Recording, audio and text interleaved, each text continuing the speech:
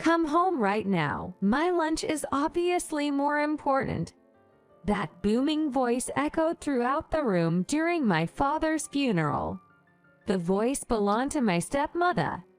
She likely sat at home, doing nothing, while we mourned my father, who had passed away at 55.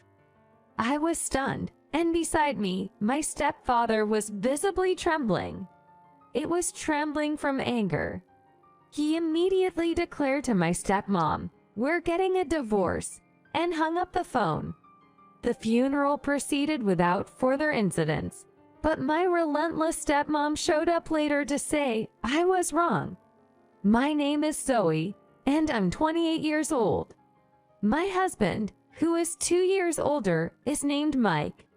When we got married, we began living with my in-laws. At first, I had wanted a life just for the two of us, but my Mill insisted on us moving in with her. She claimed to be lonely without her son around. But that wasn't the real reason. She wanted me to serve as a convenient housekeeper. On the first day we moved in, she told me, "Zoe, you'll be handling all the housework from now on. You're the daughter-in-law. It's a given." By emphasizing the word daughter-in-law, she made sure I had no way out. I had planned to continue working, assuming that she'd help out. But then came her declaration. Since that day, I juggled work and household chores. As for my Mill, she seemed to be out most days. When she was home, she insisted I prepare her lunch. I often fumed internally, thinking she could at least feed herself, but never said it out loud. If I spoke up, she'd retaliate with, "How dare I'll talk back to her Mill. Maybe you should make my lunch every day." Not sure if I'll eat it though, LOL. I can't even be sure if she's eating the lunch I prepare, so speaking up about it is out of the question. I simply grit my teeth and endure my days with my Mill, saying nothing. I put up with this for a year. My Mill is as unhelpful as ever, neither assisting with house chores nor showing any signs of stopping her incessant nagging. Lately, my own housekeeping skills have improved considerably, leaving her with fewer opportunities to make snide comments. So, she's resorted to petty tactics just to have something to complain about. She'll deliberately scatter clumps of hair on the carpet or sprinkle dust around the living room. The amounts are so excessive that it's a mystery where she even collects it all from, making the cleanup a real chore. Every time she smirks at me and says, "Zoe, your cleaning is subpar," I can't help but think, not this again. Amidst enduring these petty actions, I got a call from my mom back home. My father had collapsed. I rushed to the hospital, where tests revealed he had terminal cancer. He was only 55. Young, and the cancer progressed so quickly, we didn't notice in time. His time was limited to 6 months. He declined aggressive treatment, opting for quality time with my mom. We respected his wishes. At first, my mom wanted to try anything to extend his life, but she eventually chose to honor his desire not to endure painful treatments. I planned on doing everything I could to support my parents in living their remaining days as peacefully as possible. Mike said, "Focus on your parents. We'll handle things here." I thought my Mill would pitch in, but she said, "I have no intention of doing housework anymore. If you want to care for your parents, make sure you finish our chores first." The concept of helping each other seems foreign to my mother-in-law. I took a leave from work. My boss was understanding and granted me family medical leave. My coworkers were supportive too, telling me to take my time and that they'd handle things at work. Despite my boss and colleagues showing such compassion for my father's situation, I couldn't believe my Mill's attitude. I soon realized asking for her help in household chores was futile, so I managed all the chores at my in-laws' place and then went to my parents' house. Mike offered to help, but his mother wouldn't allow it. So, without telling my husband, I took care of all the chores at my in-laws' place by myself. I wanted to spend as much time as possible with my parents during the day, so I sacrificed my sleep to do the housework at my in-laws' house. To be honest, it was tough physically, but my determination to not lose to my mother-in-law kept me going. My dad, who had received a terminal diagnosis, spent his last 6 months peacefully with my mom. In his final moments, my mom and I were there with him. Though frail, my dad had a content look on his face. We could barely hold back our tears. In the end, my dad told my mom, "I love you forever," before passing away. I thought my dad was amazing. After that, my mom cried endlessly. Tears that wouldn't stop. Though I couldn't help but cry too, I didn't have the luxury of time. There were arrangements to be made for the wake and funeral. Once we were done saying our goodbyes as a family, my husband and father-in-law came to help. "We haven't been able to help you up till now. Let us handle the preparations from here. We'll consult you about the funeral plans, so please stay with your mom in the meantime," my husband kindly offered. I gratefully agreed to stay by my mom's side. In the meantime, my husband and father-in-law efficiently took care of various things. There was no sign of my mother-in-law. I wasn't surprised, actually. Honestly, I wasn't expecting any help from her to begin with. My mother-in-law didn't even show up for my dad's wake or funeral. Many people who cherished my dad attended the wake and the funeral. It was clear how much he was loved. During that time, my mom either stared blankly at my dad's altar or broke into tears. For my mom, coming to terms with my dad's death is probably still difficult. Occasionally, she would approach my dad's coffin and grimace, as if wanting to express her displeasure at him being confined there. The wake proceeded without a hitch, thanks to my husband and father-in-law. Yet, my father-in-law still apologized for my mother-in-law's absence, promising she would be at the funeral the next day. But we all knew she wouldn't show up. It was heartbreaking to see my father-in-law look so apologetic. The next day, the weather was perfect for sending my dad off.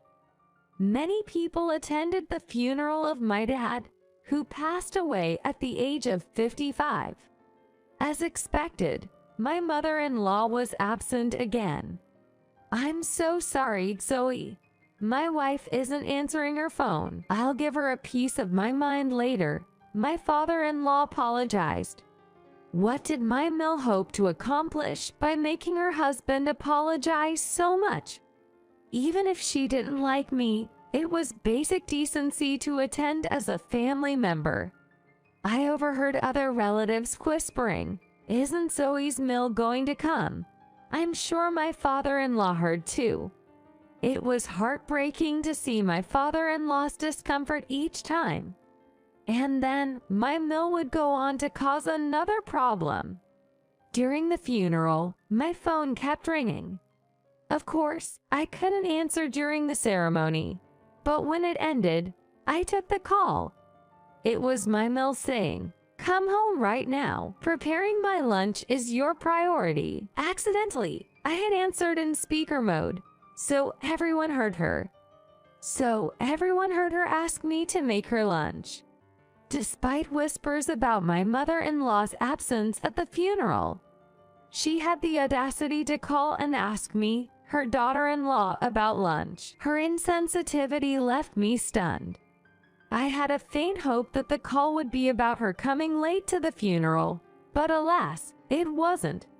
After all, she's not a monster. I thought she'd say at least that much. But for her to call about her own lunch, clearly, she's the one who doesn't get it. Now, someone was trembling at my Mill's words. My father-in-law. He was absolutely livid, his anger erupting like a volcano. Hey Karen, do you even realize what you just said? This is a funeral service for Zoe's dad. How could you say something like that? You're worried about your lunch. Make it yourself. Who do you think you are? And why are you at home, lounging around? That's it. I'm done. We're getting a divorce. Well, he just threw the D word at her. My mill was served with divorce papers. But it seems like my mill, on the other end of the phone, still didn't grasp the situation. Huh? Why did my husband answer the phone? I was trying to call Zoe. And what's this about divorce? I'm not getting a divorce. I decided to clarify the situation for her. Sorry, Mill. I accidentally pressed speaker mode when answering the phone. Everyone at the service heard your first words. That means my father-in-law and all the relatives heard it too. Suddenly, my Mill started to panic. What? Speaker mode? You mean everyone heard that? Why are all these people attending the funeral of my daughter-in-law's dad anyway? They shouldn't even bother. She had forgotten she was still on speakerphone. By the way, Mill, you're still on speaker mode. Everyone's listening. You sure you want to say all that? Zoe, you're doing this on purpose. And you, turn off speaker mode. Karen, that's enough. Don't say another word. I don't want to hear it. My father-in-law then ended the call and immediately knelt down in front of everyone. Ladies and gentlemen, I apologize for the uncomfortable situation. My wife has been rude on this significant day, and I'll make sure she takes responsibility later. Can we please proceed? At the funeral, people were saying, it's totally the Mill who's at fault. The father-in-law shouldn't have to apologize. He must have a tough time with a wife like that. Zoe must have had a hard time, and so on. The crowd had condemning words for my Mill, forgiving words for my father-in-law, and sympathetic words for me. Then my mom came over. Let's continue the funeral for Dad. The mood seemed to shift back to paying respects. After the cremation, we all went back to my family home. We'd heard from the funeral staff that a disheveled middle-aged woman had shown up yelling Dad, but had been sent away. It was probably my Mill, but I didn't mention it to my father-in-law. I couldn't care less about her trying to get back in his good graces by showing up. Later, my father-in-law apologized to my mom again. I'm really sorry for the disturbance today. Though it was all my Mill's fault, it was heartbreaking to see my father-in-law having to clean up the mess. My mom likely understood this as well. I understand, my mom said. Everyone knows it's not your fault. It's your wife who was disrespectful. My mom seemed unforgiving towards my Mill. Probably because she now understood the ongoing mistreatment I'd been enduring.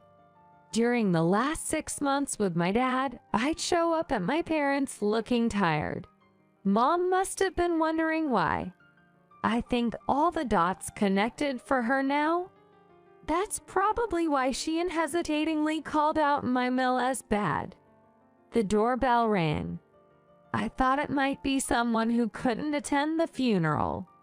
There stood my Mill, disheveled but somewhat dressed for the occasion. I was taken aback. My husband noticed my reaction. What's going on? Who is it? It's your mom. Seriously? My husband peered at the screen as well. What's she doing here now? I just reported that my mother-in-law showed up at the funeral home. My husband said, so she's here to protect herself after Dad told her he wants a divorce? Ha, just ignore her. Let's pretend we're not home. Even though he said that, my father-in-law's car is parked in the driveway. Can we really pretend we're not home? I started to worry. When we didn't answer the doorbell, it kept ringing. Ding dong, ding dong, ding dong. No matter how many times it rang, We didn't respond. Finally, my mother-in-law, losing her patience, started yelling at the front door. "Bob, I know you're in there. I will never accept a divorce. I've done nothing wrong. It's all Zoe's fault for not preparing lunch today. Why should I suffer like this? Come out and apologize to me right now." She shifted the blame onto me. If she had shown any remorse, someone might have forgiven her. What a foolish woman. I sneaked a glance at my father-in-law. He seemed to be shaking with anger.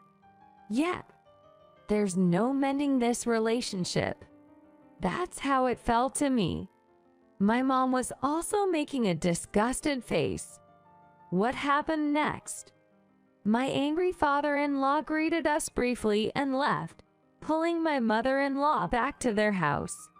We got a message from him saying, "Don't bother coming back today.